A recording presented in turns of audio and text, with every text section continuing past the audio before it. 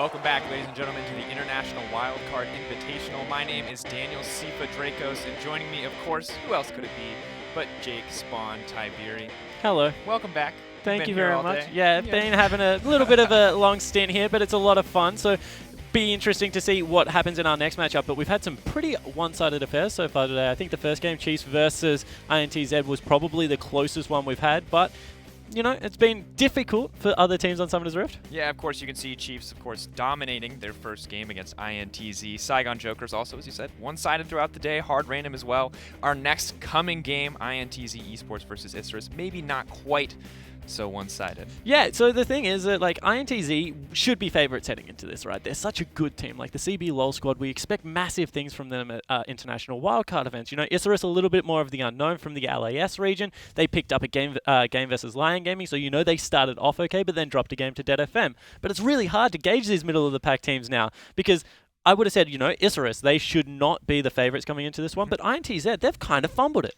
It's true, and I think whenever we look at international tournaments, or at least in terms of IWCI or IWCA, whatever, INTZ are always one of the teams that we expect to do so well, and that this time around they just kind of been having a mediocre performance overall. Revolta looking okay, mid lane looking okay, but no real standout performance from any one player, and really not the spot you want to be at when we're already day 2 and they're at a 1-2 record. Could look at a 1-3 if they lose out here. Yeah, especially because, you know, they've lost to Hard Random and the Chiefs, and these are teams that you're going to eventually be battling for those top 4 spots. So, you know, you have to get a leg up on one of them eventually.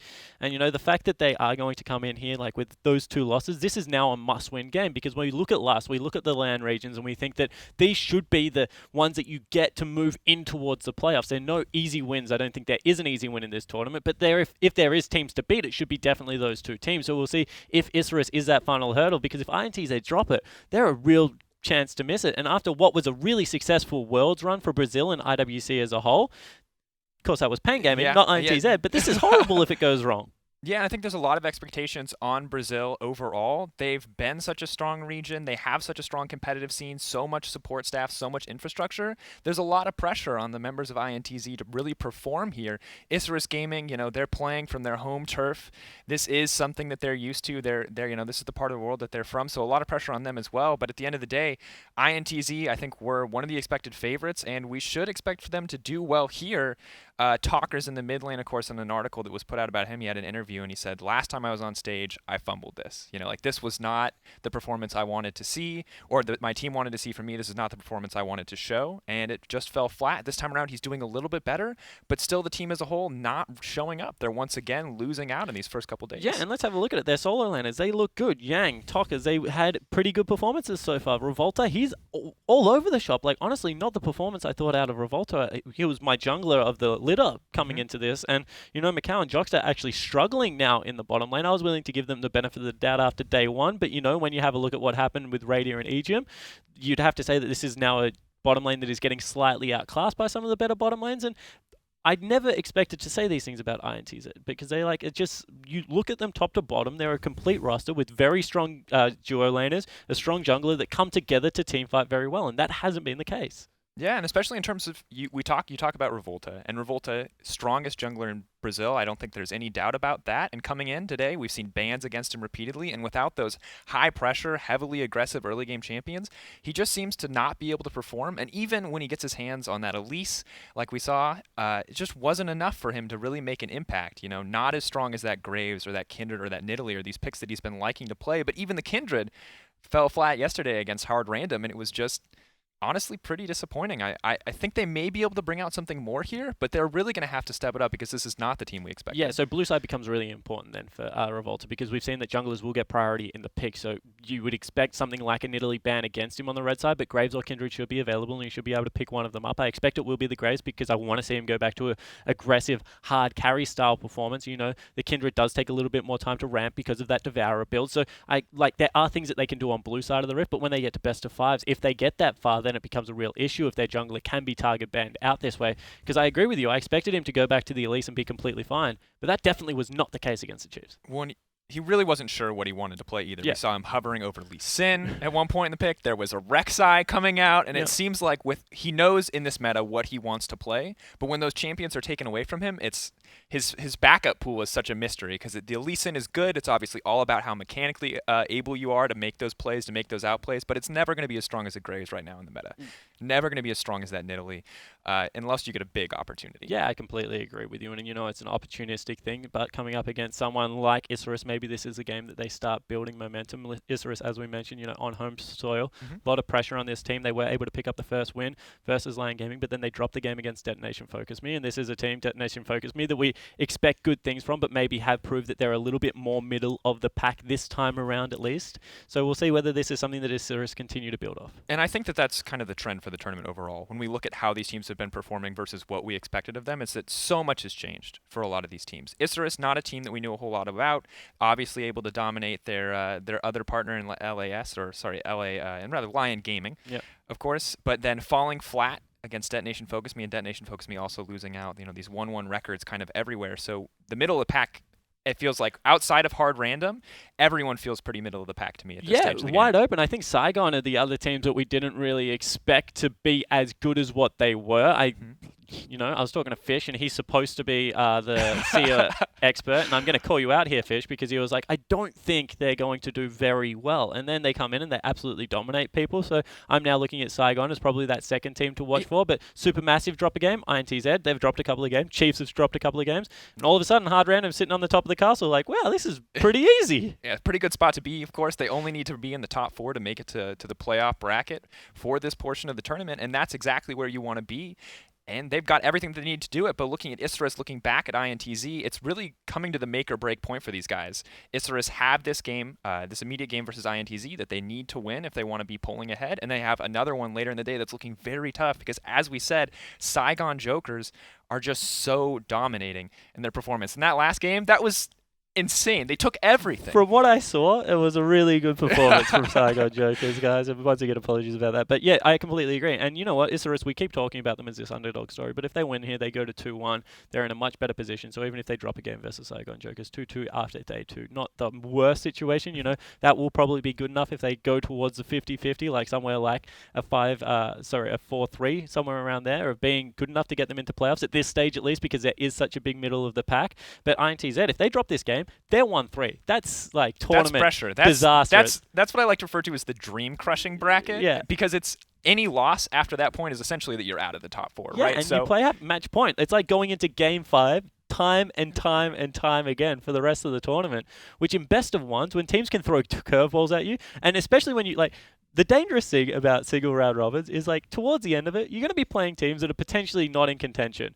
And then they just start doing crazy stuff and going aggressive from level 1. Well, and the pressure's on you, right? Yeah. You want to play aggressive. You need to close out that win. But at the same time, there's nothing for them to lose. Yeah. There's absolutely nothing for them to drop. If they're already out of playoff contention, if they're already out of, that bracket contention, then they're just playing to find that single win. And that can be so devastating. And not only that, if you are in a situation where you got nothing to lose, being a blue shell is so fun. Speaking from personal experience, you get a blue shell for someone. What I mean is, if you are one of the teams that are out of contention, you get to ruin someone else's day. If you're in a bad mood, I'm a kind of sadistic guy. There's nothing worse than just bringing people down to your bad mood as well. Sharing the joy around there in the world. And you just look at an opportunity like this, and you're if you're INTZ, you're in not struggle street right yet, but danger zone's just around the corner. Yeah, and once again, we talk about it and we'll continue to talk about it. Lots of expectations coming in for this Brazilian team, falling flat. They can turn it around. They still have ample opportunity to do so, but they need to step it up here because they never would have considered themselves a blue shell team. Maybe at Worlds they would consider themselves a blue shell team, but IWCI they consider themselves to be a top contender. Yeah, well, they would consider themselves to be a clear favorite. So I think that as we look at this, that's how they need to play. They need to start getting aggressive and seeing if they can make the proactive plays, especially in their jungler. Big pressure now on Revolta. You need to be able to dominate this Latin American South team, and Isurus, they'll be very prepared for that. I'm expecting double jungle bans again onto Revolta, and they need to be able to control and have a game plan. Yeah, it'll be interesting to see how they adapt their pick ban phase coming into this game and seeing what remains a priority. INTZ as well. Really struggling without Revolta on that power pick early jungler, but I feel like there's a lot that they can do to adjust their pick ban phase to still come out successful overall in these games, because they, despite losing to hard random day one, game one, they were actually doing very well in the early game overall. And it's simply because they weren't playing confident enough to push their advantage, and they made a few too many mistakes. I think you talked about earlier today with that Baron steal.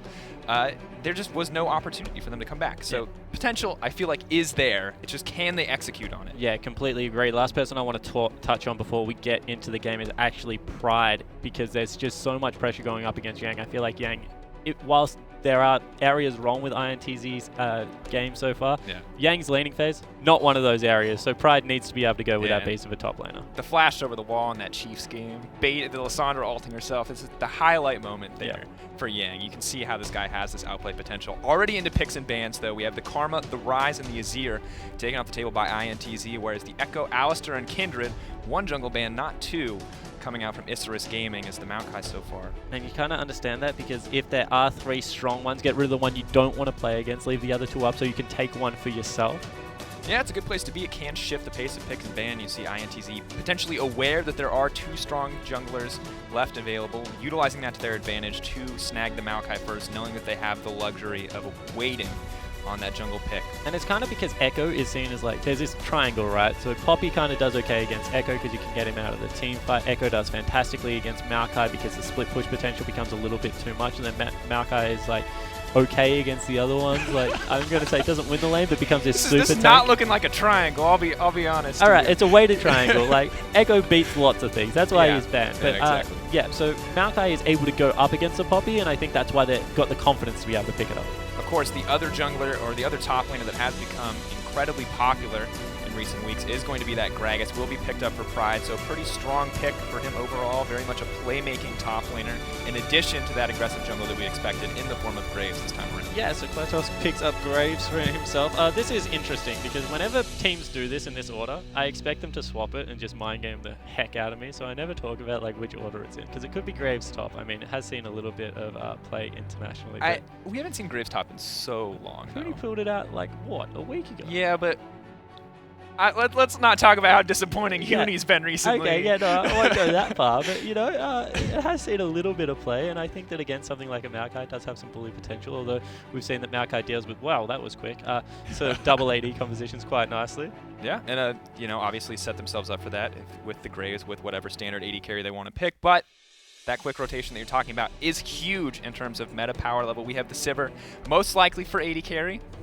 Guaranteed for AD carry. Yeah, sorry, no, that one I'll give you. Yeah, I'm not going to... Yeah. Of course, Lissandra as well for Talkers, so two pretty important champions, and this team composition right here I think is one of the strongest overall. I'm going to start calling this a Supermassive effect, because Supermassive did this against the Chiefs, and now the Chiefs have done this against ITZ, so ITZ are just like, you know what? We're going to use a Supermassive effect, double teleport, flanking play, get the Sivir in there. You know, we're just going to be able to clean up these AoE team fights. Like, Sivir and Kalista in team fights at least feel very similar. They both have utility in their ultimate and then AoE damage in their basic auto attacks because of Ricochet as well as the Runar's Hurricane that comes out of Kalista. And it just looks like, get everyone in. The kitchen sink comp one more time. Just throw everyone into the mix and you win the team fight as it dust settles. Yeah, the murder train overall just running, especially with the Maokai as well. You have such a reliable tanky frontliner with one more source of that point-and-click engage, similar to Lissandra's Frozen Tomb, so very easy to get onto targets to lock them down, especially in the case of picks like Ezreal, which has been locked in for the AD carry. LeBlanc here in the mid lane, interesting choice, and so far opting to take Cleanse. This is not a matchup I'm too familiar of. What are your thoughts on this one? Yeah, so this one's kind of weird because back and forth, LeBlanc doesn't like to take Cleanse because she wants to kill Summoner in that lane, something like the Ignite. So seeing EMP go for that will be, I guess, interesting. I think that Lissandra will be able to just shove out the lane and disappear into Fog of War. I'm a big fan of talking about it, but sometimes it's the inherent pressure that you put on the map as Lissandra. You don't even necessarily have to roam.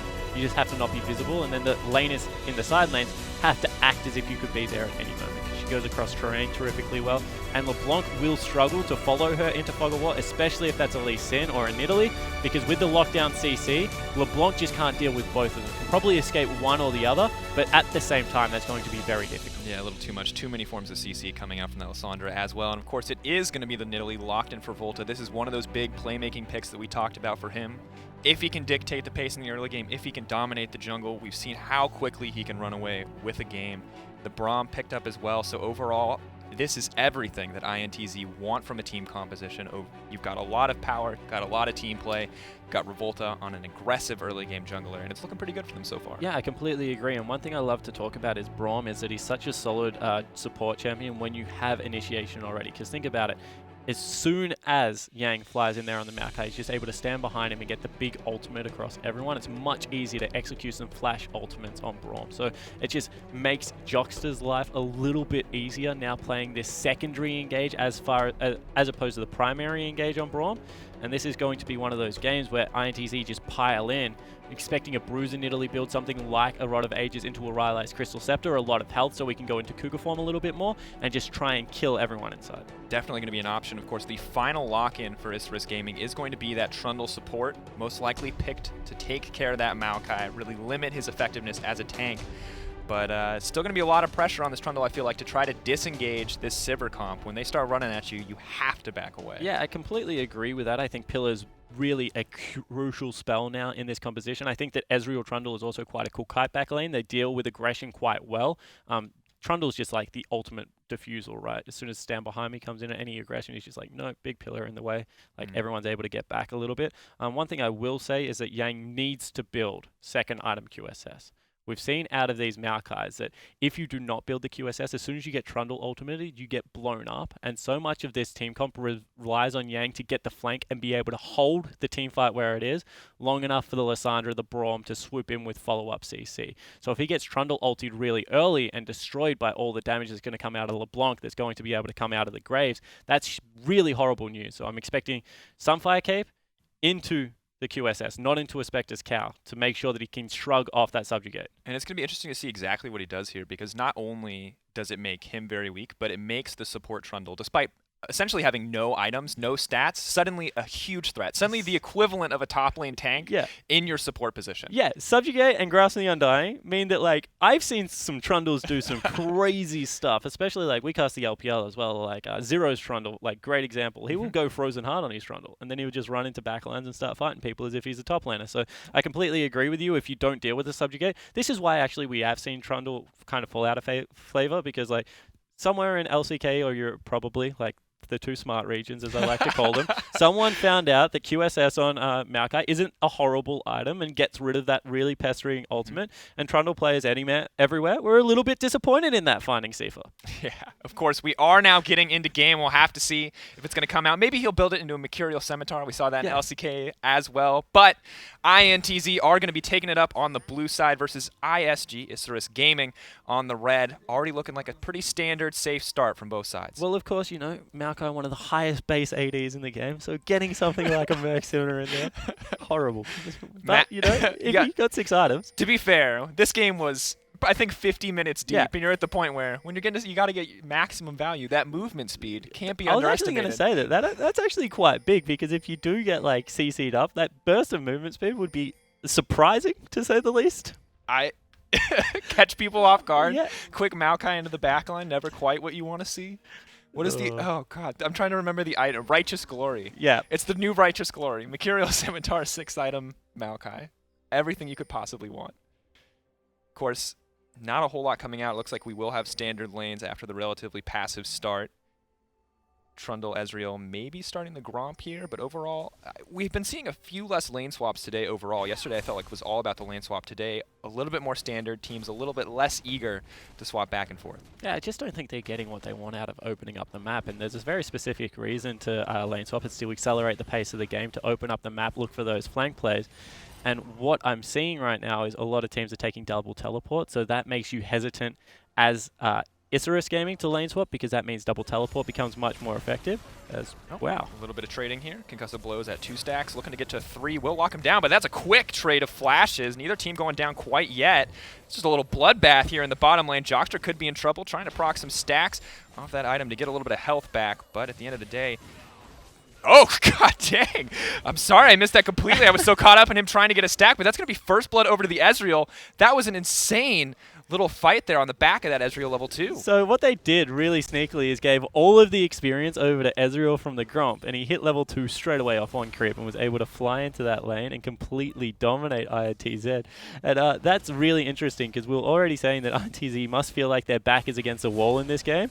Well, you know what? You don't feel much better after that one. No, not at all. And this is the interesting thing. Ezreal normally considered such a weak laner, considered to lose out lane, just farm up, kind of take his time. But this is the second time today we've seen an incredibly aggressive early game Ezreal taking full advantage of that low Mystic Shot cooldown at level 1. Yeah, I completely agree with that. And, you know, even more aggressive in the top lane, Pride once again, showing that maybe it's just Gragas. You know, maybe I got it wrong. Maybe Gragas is just a far superior laner to all these tanks because, once again, a Gragas is just winning out a lane. Oh, Revolta starting to get aggressive here, going in on the Klados. Taking a decent amount of damage as Smokescreen comes out, but a complete miss on the end of the line means Klados is just going to have to back off that one. Yeah, so if Klados actually hit that end of the line, that would have been huge trouble for Revolta. Once again, this CBLOL team just seems confused, honestly. They're expecting the rotation out of the mid laner, but Talkers isn't going anywhere.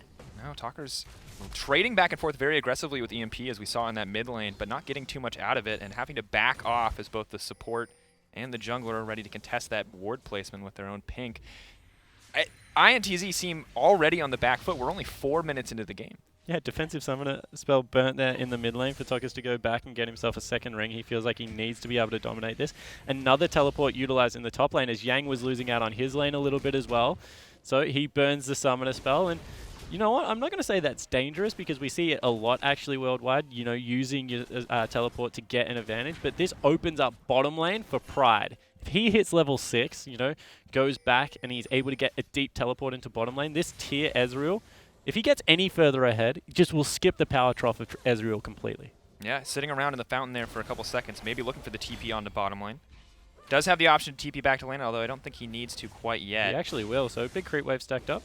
Yeah, gonna have to catch that one. Doesn't want to lose out on any gold or experience. So no TP advantage gained there, and in fact, Yang will actually have his TP up sooner. So a small potential window for INTZ here, although Revolta looking to make it a little bit sooner as he sets his sight on this bottom lane. Yeah, so trying to get down into the bottom lane, you see clearing out the waves nicely is Mikhail, but it is a big stack that they don't want to allow to be frozen. But that's what I was talking about. Any potential aggression nullified by Trundle. Yeah, instantly, and you can see them starting to back off. They spotted that pink ward that they placed and fought for earlier is spotting out Talkers as he tries to roam to the bottom lane. Oh, small trade on here, back and forth, starting to get aggressive. Not at all scared of this LeBlanc, no mana, winning out on the trade. Yeah, I had that additional shop in, so I had some more potions built up as well as an extra ring, means it bullies out LeBlanc. This is one of those times where as a jungler, I'm like, oh, I'm so sorry, man. Like, don't worry, you go back and shop. I got you. Don't worry, I'll take this, you know, 300 gold here that you just left for me. And as a Graves, I mean, it's the thing is that if this was not a LeBlanc mid lane, I would say that this was fine. Graves, very, you know, farm-heavy jungler, usually does pretty well, so we get some aggression here on the bottom side. Not going to follow through. But Graves getting the farm isn't the end of the world. No, definitely not. In fact, we see a lot of side lane picked up by Graves, especially when he's close to items. And, you know, he's going for red smart, so he's looking to be aggressive at the start of this game. Actually mirrored by Revolta. Zycro has done a great job on this Ezreal, by the way. You saw the aggression coming in from Joxter, and he was able to immediately Arcane Shift out of that and just completely nullify. So what should be a pushing big advantage lane for INTZ right now just isn't the case. And this Trundle Ezreal is going to only get better as the game goes on. Like a fine wine, better with age. Continuing to scale up, of course, stacking up that tier and not suffering in the early game as much as Ezreal normally does for building an item that does not offer any combat stats. So that first blood plus, I mean, the excellent execution of this lane phase has nullified what would normally be a disadvantage for him. One more time, though. We take the camera off top lane for a little bit. Yang had to burn the teleport early, was getting pushed in. Take the camera off him somehow. Some voodoo magic up there. 20 CS in the lead. Like, I have... Dominant. And look, I mean, double Dorans on the Maokai, such a huge thing, or can be such a huge thing for him, but does it really justify a 20 CS lead? Because this is insane. Suddenly Yang is completely on the back foot here. And full health for Yang. Pride taking damage, burning through mana just to keep up, and top lane going very much in the favor of INTZ. I have no idea how he does it. And it just creates this, a huge zone in the top lane where they're cheating now into the jungle. Oh, Spear's gonna land. Klados. He's in trouble. Could be in trouble. There's the challenging smite going in, looking for blood on this one. Smokescreen going to come out and they save his life and hit it again. Revolta hungry for the kill. I don't know if we're going to get a camera. Revolta is going to pick up the kill onto Graves, and now they're hunting for Gragas. Talkers with the Frozen Tomb to bring it in. Yang to continue the lockdown, and 2 quick kills given over to INTZ. Excellent play coming in from the team. Yeah, and all of a sudden, the LeBlanc might be in some trouble as well. EMP sticking around, but not going to go for any aggression. And I completely agree with you there. Like, what the heck was that? Like, a really aggressive play, but then Gragas kind of collapsing to the wrong part of the map. Like, should have gone back to his turret, even maybe tried to just back away at that stage. Not respecting the Lissandra roam potentially. Newbie and Zekro here in the bottom lane, very eager to make a difference as they have been doing very well in their lane, but they cannot push out the Sivir right now. At the end of the day, Ricochet is just too much for them. Yeah, and Oh, EMP may have overstayed his welcome. Nope, no Frozen Tomb available for Talkers right yet. Cleanse still available for EMP as well, so not a whole lot of kill pressure, although they will force EMP under his own But turret. one of those ambulance ganks that I like to talk about, you know, the Nidalee comes in. Heal. Oh, that's a lot of damage onto the Ezreal. Yeah, it just runs in, heals, and is like, don't worry, you won the trade because of me. I'm going back to my jungle now. Of course, the big advantage is Nidalee. Only an amplifying tome so far, but levels alone will give her a pretty decent heal. As Revolta will take yet another buff. Kratos not getting a single one in this round of the jungle. And I think it's fair to say this is what we expected out of Revolta. There's Kratos and EMP now looking for the play here. Oh, Talker's trying to get out, going to use the claw, make it to safety. Smokescreen not effective there, and you know, it's just the trouble of ganking that Lissandra. She has the freedom to escape, and LeBlanc, no immediate hard CC to lock her down. Yeah, completely agree, and they also force him off the dragon. So, you know, that's a good news story right now for Isurus Gaming. Probably the first of the game, as now they're trying to hunt Revolta a little bit. Cat might be on the menu, but maybe misjudging how quickly he farms. Just clearing out this jungle in an instant, hoping to get some buffs back for themselves, but they're not going to find it. Super aggressive on the Revolta here, but not landing the chain means the gank is going to fail, or the pressure is going to fail, as Revolta walks away cleanly. Honestly, if that chain landed because he didn't have flash, collateral damage probably would have come over the wall and cleaned up the back end of that team fight. So, missed opportunity there for Isurus, definitely through some execution from EMP, I think it's fair to say. Overall, not where they want to be whatsoever. Talker is going to pick up this blue buff. You can see Trundle and Graves roaming in the jungle, but they've been spotted out by the ward, and I don't know if they've cleared it yet, so a lot of this time spent waiting in a bush, hoping to find a pickoff, is going to be wasted as the wave... Not to mention, kind of a weird place to look for a pick, as more aggression in this bottom lane. Just because you saw him clear out red buff and then his Raptors, then kind of hung around at the red buff. Why would he go check the red buff? Confusing is a word I would use, but, you know, it happens to the best of us. Yang once again just smacking him. Yeah, does have the Haunted guys of now almost 30 CS lead, more than 30 CS lead, starting to look to push to 40. In addition to picking up that kill, it's just now completely dominating the lane, but Zekro going to get knocked down and then knocked up, going to get dropped out by Macau as a great team fight goes in his favor. Failed flash over the wall means he's going to get stunned by the concussive blows as well, and Revolta's here on the backside just to make sure it's going to go over smoothly, but one more kill. Assassinito Double. I'm going to say that wrong every time. But the double kill going over to Macau in an excellent fight. Yeah, double teleport utilized out of INTZ right now just to get themselves even more pressure around the map. You know, they leave Yang to deal with this teleport and all the pesky creeps and send the Sivir into the top lane. Now, after that first blood went down, just because of the double teleport pressure and the fact that Pride did not answer, they're able to blow open this map, honestly. 2,000 gold lead. They pick up first dragon, and things starting to really go the CBLOL squad side. Yeah, definitely very much in their favor. Gragas desperately trying to recoup the CS differential here and put a little pressure on the top side. But Yang grabbing the bottom lane turret, the duo lane already headed to the top, and it feels like INTZ are just one step ahead. You know, that high base AD, man, just chipping away at turrets. We're there. I don't know what to tell you. We're 5 items away from Mercurial Scimitar, but there's the Frozen Tomb on Talkers. Can ult himself to keep himself safe in that situation. EMP trying to get aggressive here, but is going to get locked up. Revolta does so much damage, they have to be careful. Newbie going to get picked up, and another fast kill for this jungler. INTZ dominating the map. And a huge miscommunication is now Pride going to get dove as well. Oh, first stack of concussive blows, looking for 2, 3. The spell shield coming out, not even going to need it. Pride getting burned down and knocked out there. 6-1 the scoreline. INTZ, everything is at their disposal. They are dominating the map right now, and honestly, this is a one-sided affair. Isurus started so well, you know, we thought they had some aggressive lanes in the Nidalee, in the what was turning into like Zycro and Yubi doing a fantastic job. Excellent, all in at that level 2 power spike, utilizing it so well, but now just falling behind. 4K gold advantage for INTZ at 12 minutes. This is absolutely massive, and EMP overstaying is welcome. There's no mana left on that LeBlanc. Graves going to try to back it up, and they will get the flash from Talkers. End of the day, though, not a whole lot, as the Rift Herald will go down in favor of INTZ. Yeah, and it's about like what you're getting at what cost, because meanwhile top lane turret was shoved into the tier 2, denying even more CS. You can see 40 CS in the top lane is the advantage. 10 is 3 kills in the AD carry position, and jungler just dominating up in CS, up in kills and assists as well. So across the board, this is probably more of what we expected out of INTZ. Now it's how they translate it throughout the rest of the map and continue to win. And that was the big question yesterday. They had the lead in the early game, but they threw it with a greedy Baron attempt. They threw it with, getting caught out by the Bard ult left and right. And there's no Bard this time around, but there is the Trundle, there is that Pillar, LeBlanc, Graves, these high damage pick potential champions. So INTZ still have to play careful, but right now, things are very much in their favor. They were not 6K gold ahead yesterday either, so a little bit more leeway to make mistakes and a lot more opportunity just to continue to snowball this game. Yeah, definitely not 13 minutes into the game anyway. As well, Isurus backs against the wall.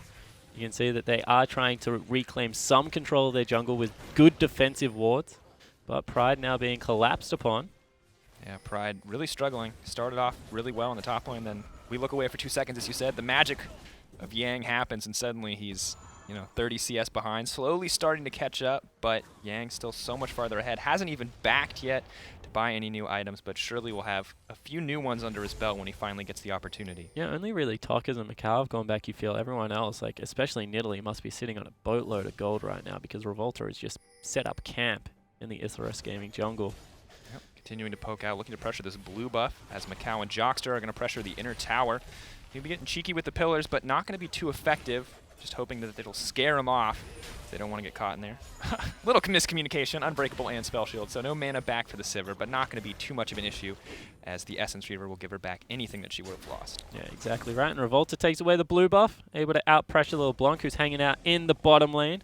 Now joins with that Herald buff. And I think that this is something that's been interesting. Certain teams' prioritization of Rift Herald and trying to use it to push out waves. No, it's something that we saw a lot at IEM and then kind of fell away as teams figured out how to deal with it. Of course, they only get extra damage. They don't really get extra health, so Sivir deals with those creep waves nicely. But really, INTZ, they've just controlled what? Oh, Revolta may have overstayed his welcome here. The Pillar's going to come out, but Jockster more than happy to block out any follow-up damage. Still now looking for the engage. Kratos may have overstayed his welcome, but Macau could be going down as well. Is going to make it out safely. LeBlanc, hungry for blood, still not going to get it as Macau finally burns his flash. Pride 2 stacks, 4 stacks now as concussive blows will lock him up, knock him down, desperate for a kill. He's going to walk away empty-handed. 8-1 in favor of INTZ. And this is just gold, right? You see they catch out the jungler on INTZ's lineup. He doesn't fall down because he's got all of that extra gold and the levels, and Kratos gets caught out on the other side, instantly blown up just because of the level and item disparity in this game. The continuation of the team fight means that Yang is impossible to kill. He's already got a Spirit Visage and just looking dominant. What's terrifying is that not only is there the 9K gold lead, but Revolta had yet to spend that money. So that in that fight, it was just the levels that gave him such a huge advantage. We don't even know what this guy's going to get yet. Instant Abyssal Scepter buy on the back. There is no one is going to kill this Nidalee. Yeah, and as I said, more of a bruiser build. He recognizes that it's the all-in team. Compi needs to be able to go into Cougar form, launch himself in there and be able to assassinate people out. And that's how he's been playing it so far. And now with that item, a little bit more durable to do so, especially against the LeBlanc, who would be looking to pick him up. And if you go something like Zhonya's afterwards, like it's a very peculiar build, like not something you would usually see, but immediate power at all stages throughout the game. Yeah, and honestly, Revolta has been completely dominating the map. We talked about it before. Let's talk about it again. This is what we expect from him when we see him on an aggressive jungle pick. 3-0-3 his scoreline, participating in 75% of his team's kills, and just absolutely everywhere that he's needed to be. Pride, though, could be in trouble here. Talker's not wanting to get too aggressive, just doesn't have the damage to kill the Gragas. Now looking to make it out to safety. Still, nothing really wasted on either side there. Whoa, Ricochet. Really aggressive there. I don't know if that's what you want to do, is Revolta's coming from the side. They put themselves in a bit of a pinch. Revolta may look for the spear. They're going to block out as much as they can with the LeBlanc copy, but Newbie could be in trouble. Just slowly chasing this team down. There's On the Hunt burn. Now they're hungry for blood. The Pillar comes out to try to save the day, but Jockster still at the front line as Revolta is hungry for that pounce in. Spear coming out, blocked by the Trundle, but that's 1 going to go down for sure. That's 2 going to go down. Revolta guaranteed to get the double here as he will not take out Newbie. Yang more than happy to pick it up, though, and yeah, EMP doesn't have the damage to solo out the jungler. Graves will finally take the kill, but 4 stacks of concussive blows, and Yang's absolutely insane Maokai now picking up a third kill in that exchange. And what an absolute disaster right now for Isterus Gaming. They're 11,000 gold behind, and they just tank so many spears on the back end of that team fight. And Newbie was like, dude, I want to take the spears for you, but I think he's going to kill me. In the end, he does. He was able to leap over that wall in a delayed double. I thought it was going to come out much earlier as well, but you know, they break the base 17 minutes in. First inhibitor turret and inhibitor going to go down respectively. And backs against the wall now for Isurus. Yep, of course that Ezreal ultimate going to get blocked out as well, so not going to be able to get a whole lot back. They're clearly still hungry for blood. They want to find a way back in this game as they keep chasing forward, but I just don't think it's going to work out for them. Another pillar comes out. No follow-up from the team. My question is, what do Isurus Gaming need to change here? Because INTZ dominated every stage of the game, and this is could be Isurus's second loss overall, and it's on track to be if they don't figure something out quickly. Yeah, exactly right. I think most importantly is that they just need to recognize that the flank plays and the group up team fight is way too much out of INTZ right now. So there's no way that you ever group up against this team. Instead, what you do is you try and control vision in your jungle and try and prey on the tendency for Revolta to counter jungle. See if you can pick up the Nidalee. You have a LeBlanc, you have that Gragas, great catch potential, and I think they should have gone to it a little bit earlier. Just pink ward the entrances into the jungle. As soon as he tries to contest for that, see if you can get the quick pick off, because right now they're running into these team fights, or even worse, INTZ are just dominating the team fights, and there's absolutely nothing they can do about it if they stand and deliver. And at this point, it's not even running into a team fight. It's running into a meat grinder. Yeah. INTZ are so strong, and Klados, you know, Zekro, EMP all do decent damage, but just not enough as EMP could get stunned up here, trying to make it to safety. Will lock down Macau, but Revolta is once again hungry for blood. Graves going to get dropped in an instant. Pride could be next. Don't know why he went through on that TP as Talkers picks up EMP on the backside. Pride could be next to fall, desperately trying to disengage with that cask, but another double kill goes over to Revolta. 15-2 the scoreline, and INTZ unstoppable. Well, unfortunately, you live, you learn, or in League of Legends, you die, you learn, because right now they've got up the super creeps. 19 minutes into the game, it looks like INTZ are going to look to close this one out nice and early. Yang pops that ultimate. They're going to make short work of these turrets. And honestly, INTZ, we need more of this out of the Brazilian squad, because this is what we expected. Yep, ultimate going to be blocked out as well, as they will close out this game. Their score now 2-2 overall with a dominating performance. We wanted to see them turn it around, and now they have. A few more blows going to be traded back and forth, but the Nexus will fall, and INTZ will emerge victorious.